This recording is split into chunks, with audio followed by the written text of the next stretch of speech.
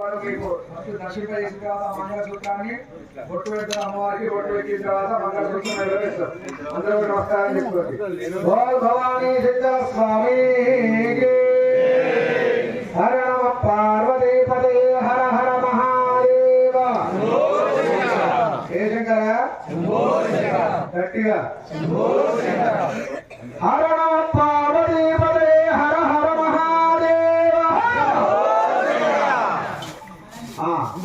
ఓం అత్యధ ప్రార్థ ప్రేమేధాతో అత్యధ చంద్రపుత్రగావదపరంగ కృష్ణాత్యధ ప్రార్థ్యత. ఓం సుమంగళే జన్మధోరిమాగం సమేత పశ్యత సౌభాగ్యవస్యేత్రాజాధాత్వం విపరేతన.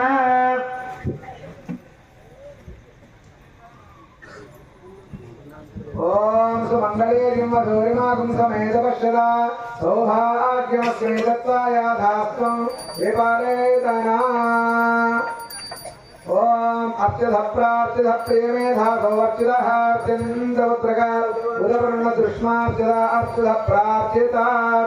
ఈ రోజు ఈ దంపతులను ఒకటిగా చేస్తున్నాం. ఎందుకు? ఈ యొక్క కళ్యాణం ద్వారా మనం ఉద్ధరింపబడడానికి. కాబట్టి ఈ యొక్క కళ్యాణం తోటి స్వామి అమ్మవారు సంతృప్తి చెంది మన గ్రామం అంతా కూడా సుభిక్షంగా ఉండాలి.